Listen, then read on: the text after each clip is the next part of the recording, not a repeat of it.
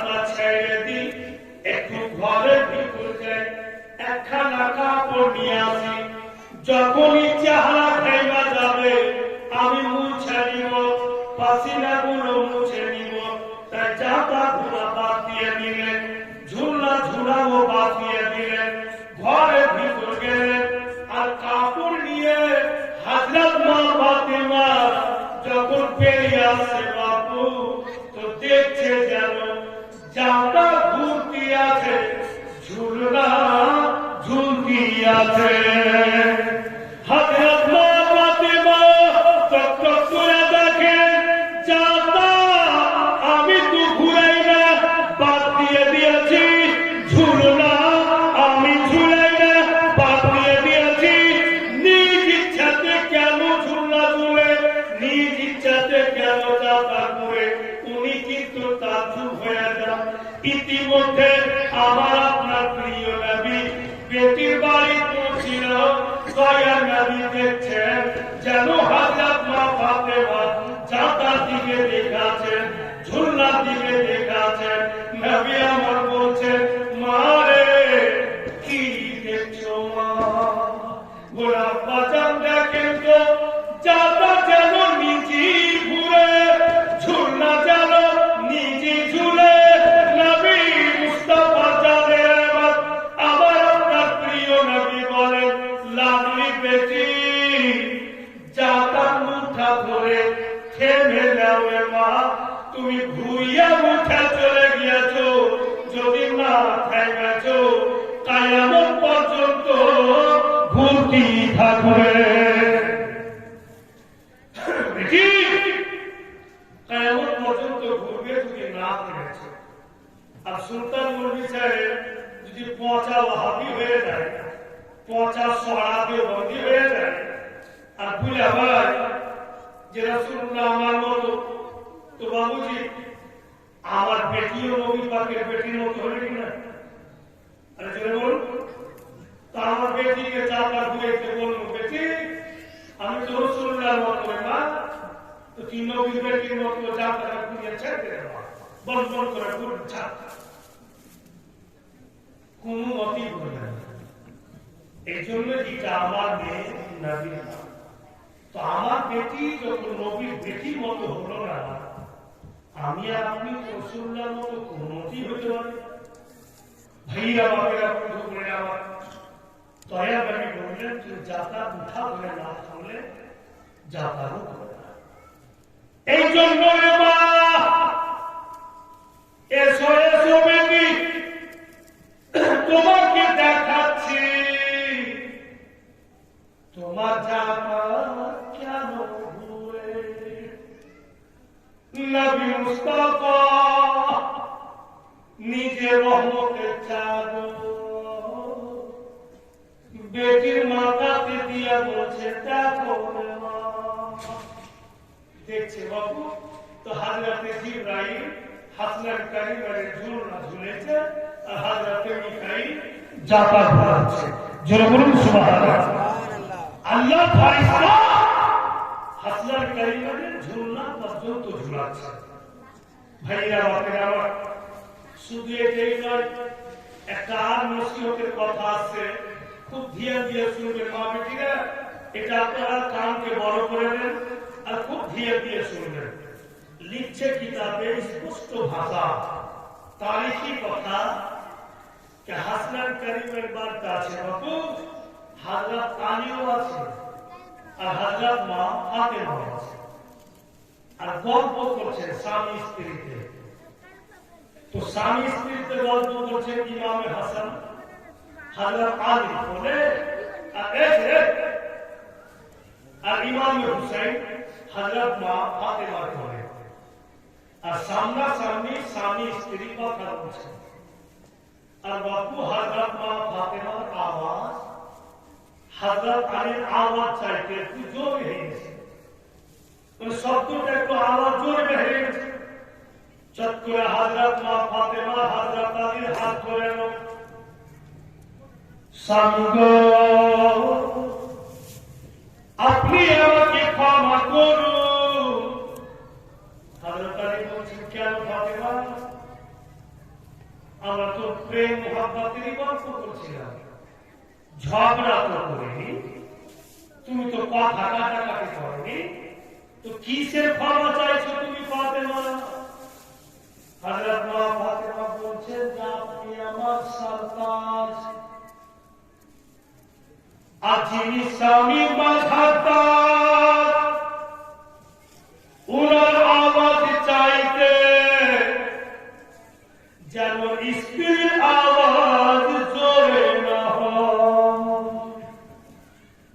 তাই আপনি আমাকে ক্ষমা করুন। হযরত আলী শের খোদা বলছেন ফাতেমা, দুজনই গল্প করছি না, আওয়াজ একটু কম বেশি হইতে পারে। ক্ষমা নেওয়ার কি আছে? তবুও আপনি ক্ষমাটা করে দেন। হযরত আলী বাপু মুসলিমের হাইসার বলছেন, তুমি যখন বারবার বলছো তো যাক তোমাকে ক্ষমা করে দেন। ঘটনাটা বাপু কিন্তু নাইতে ঘটছে মাঝে, আর ক্ষমা করে দিয়ে হযরত আলী হাসনান কারিমকে মা ফাতেমার কাছে রেখে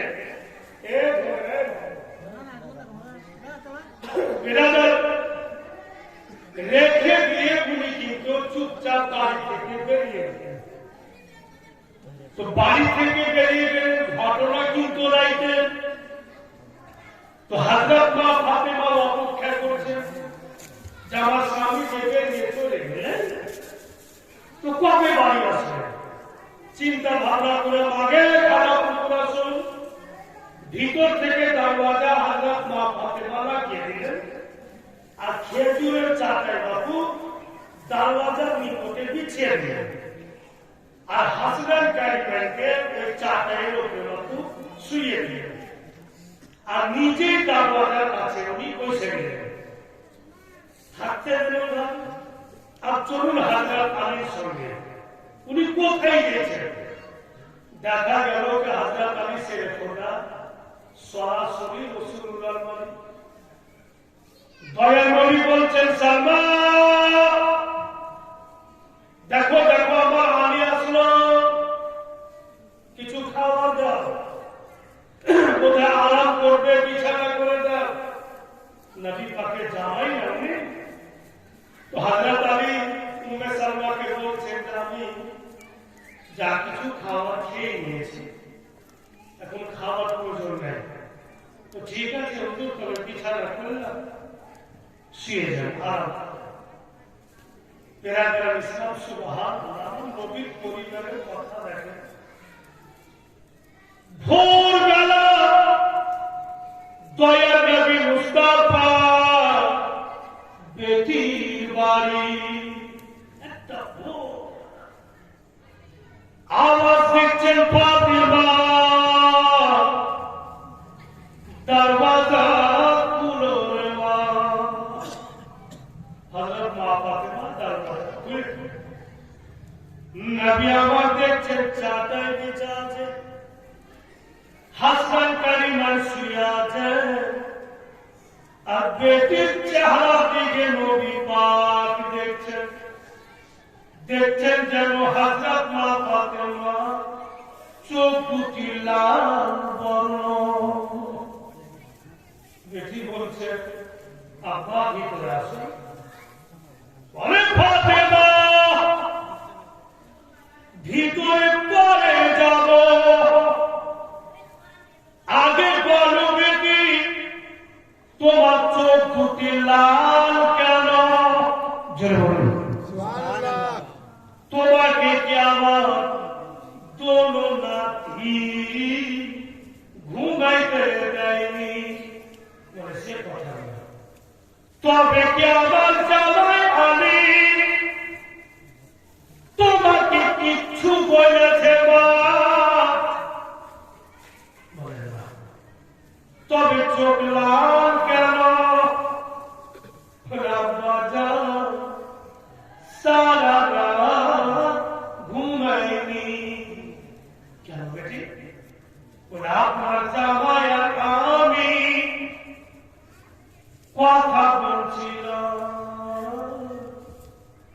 আমার আওয়াজ আপনার জামাইয়ের আওয়াজ চাইতে একটু জোরে বেরিয়েছিল।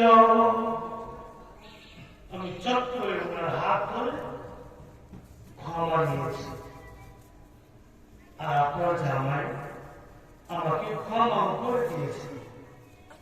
ক্ষমা করে দিয়ে বাড়ি থেকে বেরিয়ে গিয়েছে, এখন পর্যন্ত ऐसे জুটেনি।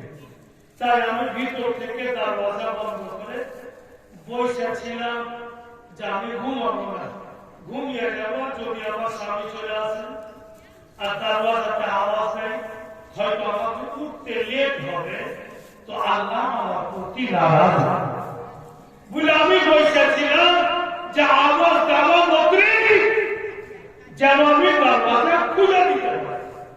অপেক্ষা করতে করতে আব্বাজান গোটা রাত চলে গেল। তারপরও হাজরত আলী শেরে খোদা পৌঁছে গিয়েছে। দয়ার নবী কি বলছেন না, নবী মুস্তাফা জানে রহমত বলেন, এ লাডলি বেটি, যদি আমার জামাই তোমার স্বামী তোমাকে ক্ষমা না করত আর তোমার ইন্তিকাল হয়ে যেত রে মা, আমি তোমার বাবা বলছি, তোমার জানাজা পর্যন্ত আমি পড়তাম না। রাসূলুল্লাহ নিজের বেটিকে বলছেন, যদি তোমার স্বামী তোমাকে ক্ষমা না করত আর তোমার ইন্তিকাল হয়ে যেত, তোমার জানাজা পর্যন্ত আমি পড়তাম না। বক্তব্যতে অনেক রকম জিনিস কিন্তু মনে হচ্ছে, আপনার হাজার রকম কথা মনে হচ্ছে। এমন এমন মেয়ে আছে নিজের স্বামীকে কিছু মনেই করে না, ও যদি ইবাদত করে ওর কবুল হবে না।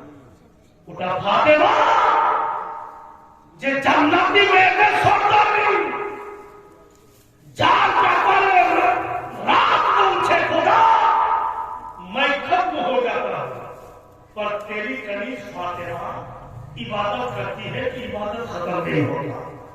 गोटा गोटा रात चले যেত আর হযরত মা ফাতিমা ইবাদত করতেন, ওনার ইবাদত শেষ হতো না। এত ইবাদত গুজার বন্দী ছিলেন আল্লাহর নবীর বেটি। ওনার ব্যাপারে যদি রাসূলুল্লাহ নিকট বলতে পারে, তবে মা বোনদের কি হবে? তবে বাবু আমাদের আপনাদের মধ্যে অনেক ভালো আছে, এছাড়া আমার হর বক্তব্য উপস্থিত করেছি, মানে যে কোন স্টেজে কি আছে। তো বেরাদার কিন্তু খোট্টাকের মধ্যে নাই, খুব মারামারি হচ্ছে, খুব জোরদার। আর ওদের ভাষা এমন ভাষা যে ভারতবর্ষের মুখে তারা ঘুরেই পড়ে, কোন জায়গা থেকে যে বলছে আল্লাহ পাক জানে।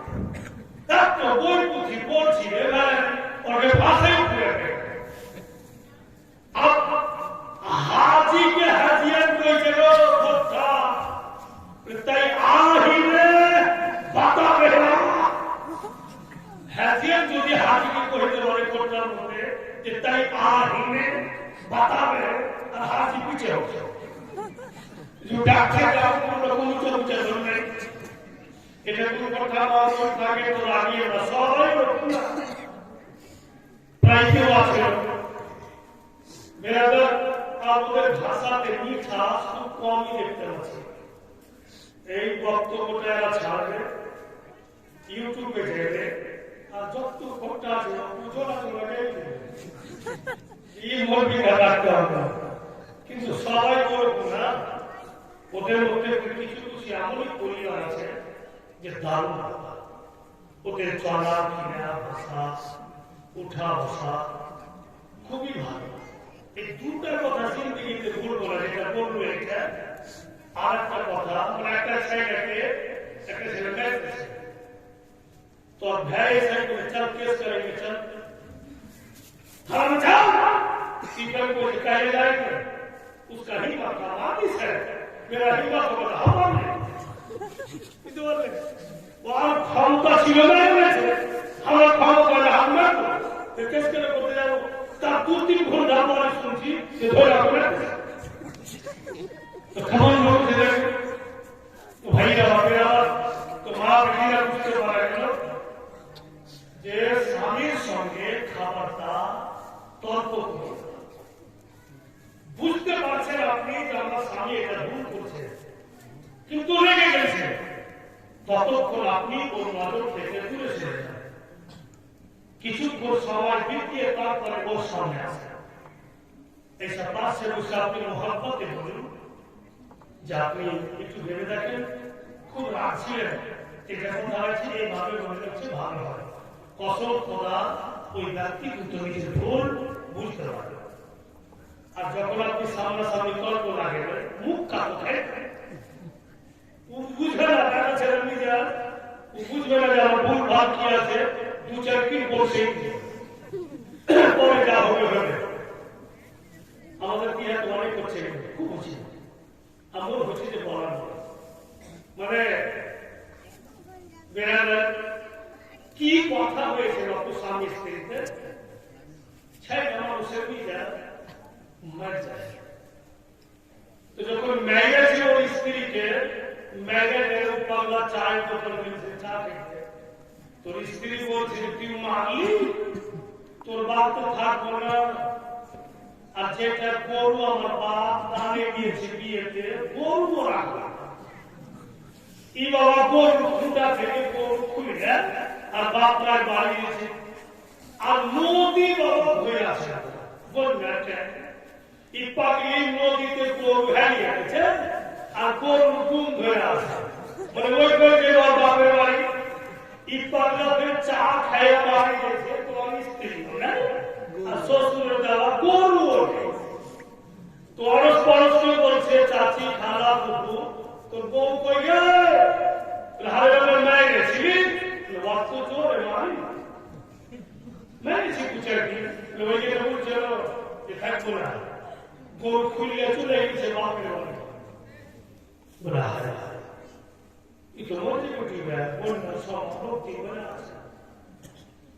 দৌড় দিয়েছে, দেখছে তো পাগলি গরু নদীতে হারিয়ে দিয়েছে, তুম ধরে আছে। এই পাগলা একবার থেকে আওয়াজ দিচ্ছে বাবা জীবনে মরব না, নদী ধরে আছে তুমি ডুবে যায় না, গরু তুম ছাড়িও না, ধরে থাকো। পাগলি বলছে তুই মারবি, তোর কথা শুনবো না, গরু তুম ধরতে বললি ছেড়ে দিলু, তুই ধরতে বলবি কেউ তুই মারবি, আর যা বলি ছাড়বে তুই যাবো না। আর পানি বাবু হারাটা ভাবছে তোমার স্ত্রীকে ঘুরতে ঘুরতে ওরা মহল উজান দিয়েছে, লোকজন বলছে পাগলা হারাটা তুই উজান পেয়ে যাচ্ছি, বলে চাচা আমার স্ত্রী উল্টা ওকে বলে শুনে দুটা ধরে রই তুই ছেড়ে। আমার মন বলছে দুইবার মরে যাবো, ঝগড়া করতে পারবো। তো বেড়াদার যখন রেগে যাবে না তার সামনে থেকে সরে যাবে, এটা আপনাদের ভাড়াই হবে। এটা হযরত মা ফাতেমা ওনার জিন্দেগির কিতাবে এটা শিক্ষা দেওয়া হয়। ভাইরা বাপেরা আজ চলুন আগে হাসান কারিম রাদিয়াল্লাহু তাআলা আনহুমা দরবারে ইনাদের ব্যাপারে অনেক কথাবার্তা শুনেছেন, সব কিছু আপনাদের মনে আছে বলে আছে যে দয়ার নবী মুস্তাফা পেটি বাড়ি গেলেন, তো নবী পাককে বলছে হযরত মা ফাতেমা আব্বা গো আমার ছেলেরা কি ভাবতে শিখবে না।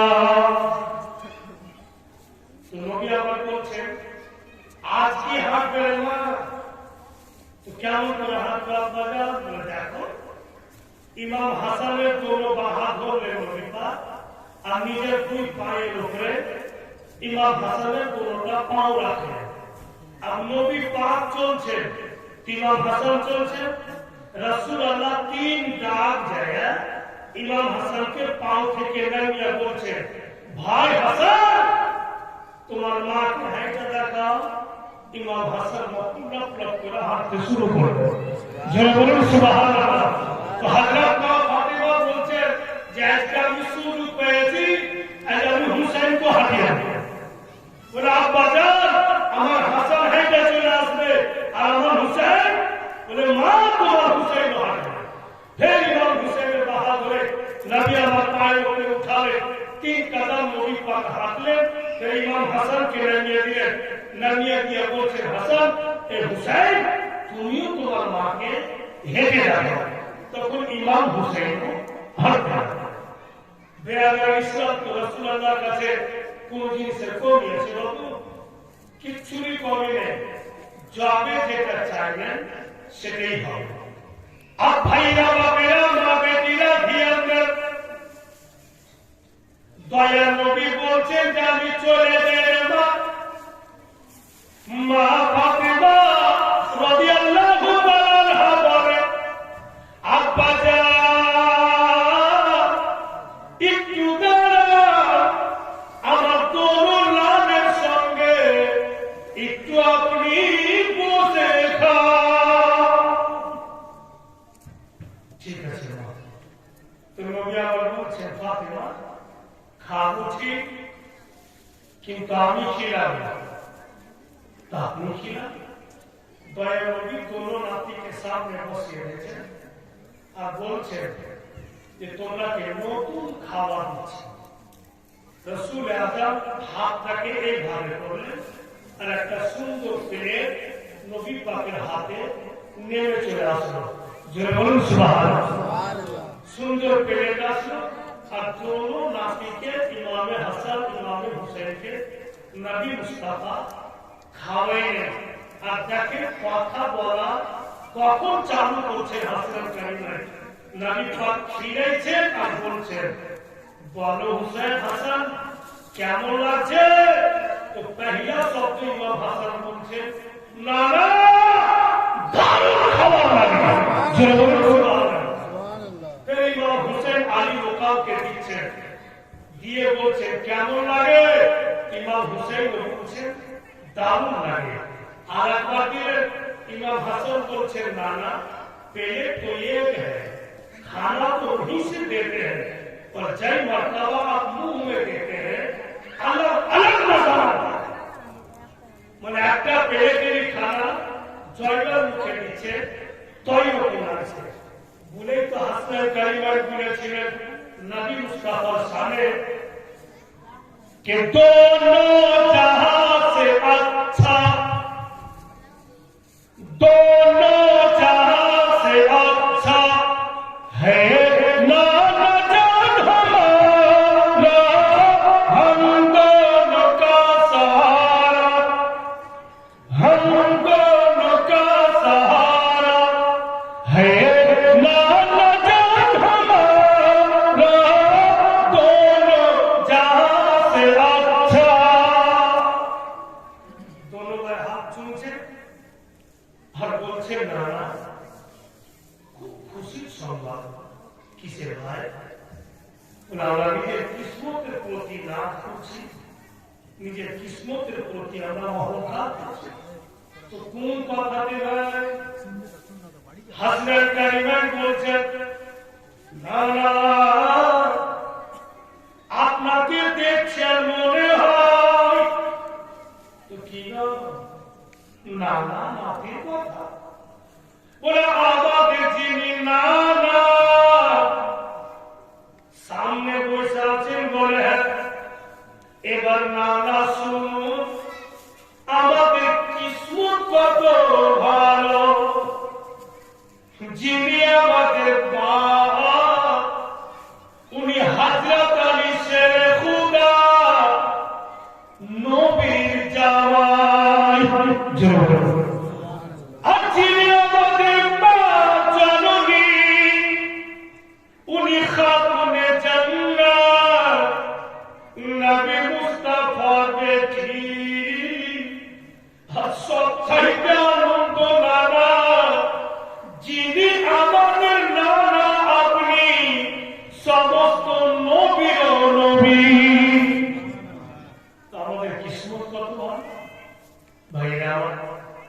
चलो दोनों नाती के नबी मुस्तफा टेने बापू बुके लागे और जामुनी बुके लागे छे सुबहान अल्लाह हजरत जिब्रील आमीन नाजिल हुए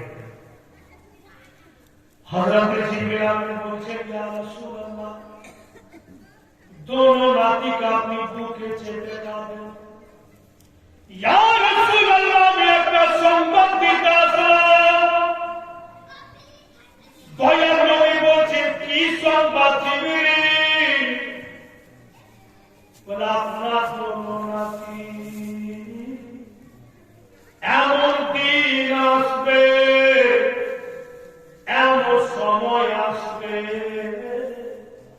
আপনি জগতে থাকবেন না আপনার আলীও জগতে থাকবে না আপনার বেটি ফাতেমাও জগতে থাকবে না আর আপনার বড় নাতি জহর পার করে শহীদ হবে আপনার ছোট নাতি মাকায়ে কারবালায় গলা কাটিয়া শহীদ হবে ইয়া রাসূলুল্লাহ আর এর দুশমন অন্য কেউ হবে না আপনার সাহাবায়ে কেরাম বলে ছেলেদের মধ্যে থেকেই হবে হুজুর গো যদি আপনি ওই মাকায়ে কারবালা মাটি দেখতে চান আমি জিবরিল এখনই আপনাকে দেখাতে পারি যে কারবালার জমিনে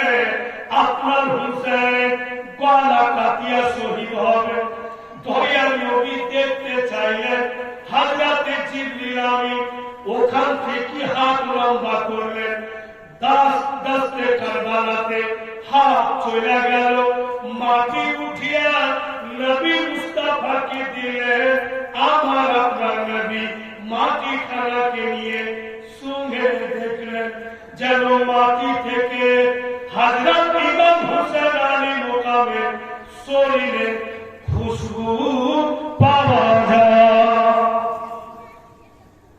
দয়ার নবী दोनों नाती दिदी देखছেন नाती রেখে চুমা খাচ্ছেন दोनों চোখ দিয়ে পানি ঝরে ইমাম হাসান ও নানা চোখে পানি মুছছেন ইমাম হুসাইন ও নানা চোখে পানি মুছছেন ইতিমধ্যে উম্মে সালমা সামনে চলে আসলো নবী পাকের চোখে পানি দেখে উম্মে সালমা বলছে আকা কি হয়েছে আপনাকে বলুন दोनों জান্নাতের ফুলকে কোলে বসিয়ে কেন কাঁদে বলছেন নবী পাক সালমা তোমাকে তো বলে দিব আমার বেটি যদি জিজ্ঞাসা করে আমি কি করে বলবো আমার दोनों নাতি শহীদ হবে আমার বড় নাতি জহর পান করবে আমার ছোট নাতি মাকায়ে কারবালাতে গলা কাটিয়া শহীদ হবে আমাকে জিবরিল আমিন বলে গেলেন আরে যে মাটি জিবরাইল আমিন দিলেন ওই মাকায়ে কারবালা ফের জিবরিল বলছে না যেদিন আপনার নাতি শহীদ হবে হুজুর এই মাটি খানা যে দিলাম মাটি থাকবে না সম্পূর্ণ রক্ত হয়ে যাবে তাই নবী মুস্তাফা হযরত উম্মে সালমাকে মাটি খানা দিলেন ও সালমা মাটি খানা তুমি যত্ন করে রাখো যেদিন আমার নাতি শহীদ হবে দেখিও তুমি যে মাটি খানা রক্ত হয় কিনা সালমা ওই মাটি খানা একটা সুন্দর বোতলে বন্ধ করে দেবে এটা নবী পাকের একটা গুপ্ত খবর জানতে পারা আর তো লোক ছিল অন্য কক্ষে মাটি খানার অভিভাব দিলেন না, উম্মে সালমাকে দিলেন। এর মানে নবী মুস্তাফা জানছেন যেদিন আমার নাতি শহীদ হবে এই সালমা দুনিয়াতে জীবিত থাকবে, সালমা দুনিয়াতে হায়াতে থাকবে, তাই মা সালমাকে মাটিখানা দিয়ে দিলেন। আল্লাহ আল্লাহ, কিছুক্ষণ পরই দেখা যাচ্ছে বাবু যে হযরত সাইয়্যিদা মা ফাতেমা চলে আসেন। মা দেখছে তার দুই বেটা নানা করে, আর নবী পাকের চোখে পানি। হযরত মা ফাতেমার কাছে গেলেন, বাপের চোখে পানি মুছে বলছে, আব্বা কি ব্যাপার বলে? আপনার হাতে জমানো, আপনার পায়ে খাজানো, আমার দোনো লালকে বুকে চেপে কেন কাঁদেন? আমি দেখেছি যদি কোনদিন আপনি দুঃখে জর্জরিত থেকেছেন আর আমার দোনো লালকে আপনাকে দিয়েছি, আপনি তামাম দুঃখ ভুলে গিয়েছেন। আজকে কি এমন কষ্ট পেলেন? বলছেন নবী পাক, আমি তো তোমার ছেড়ে দেব না, আমি সহ্য করে নিচ্ছি, কিন্তু তুমি যে মা দুধ পান করিয়েছ, তুমি পেটে রেখেছ, তুমি সহ্য করতে পারবে না বেটি। হযরত মা ফাতেমা বলছেন, আব্বাজান আমি পরে হাসান কারিমের মা, প্রথমে আপনারই বেটি। বলুন আপনি। তখন বলছেন মা, জিবরিল আমি বলে দিলেন আমিও থাকবো না, তুমিও থাকবে না, আবার আমিও জগতে থাকবো না। তখন তোমার দুই লাল শহীদ হবে, তোমার হাসান জহর পান করবে, তোমার কি বলে তোমার হাসান জহর পান করবে, আর তোমার হুসেন মার্কায় কারবালাতে ওয়ালা কাটাবে, রক্তে রক্তিত লাল হয়ে শহীদ হবে। মা বলে, আপনি কি বললেন? আপনি তো কিছু বলেছেন। দয়ার নবী বলছেন, মা রে আমি এটাই বলেছি, আল্লাহ যেটা তোমাকে ভালো সেটা আমাকেও ভালো।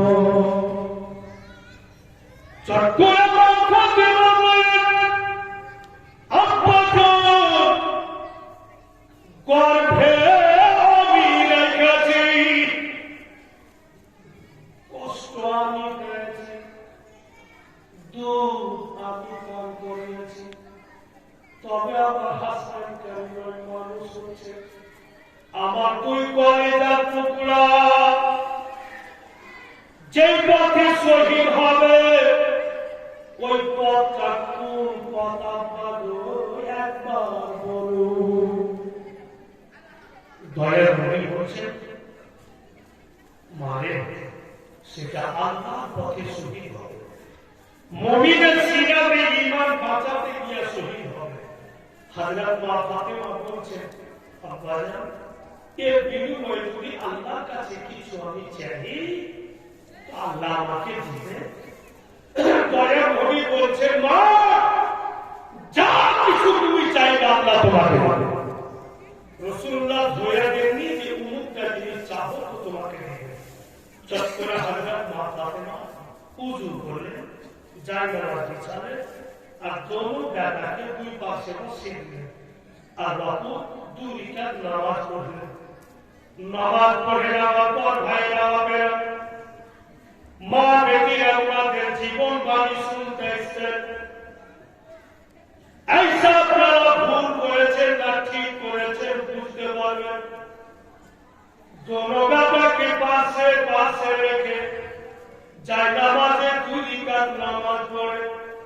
এরা দোনো জান্নাতের ফুলকে বলছে, বাবুরে তোমরাও যায় নামাজে সামনে বসো। দোনো বেটা মায়ের সামনে বসলেন,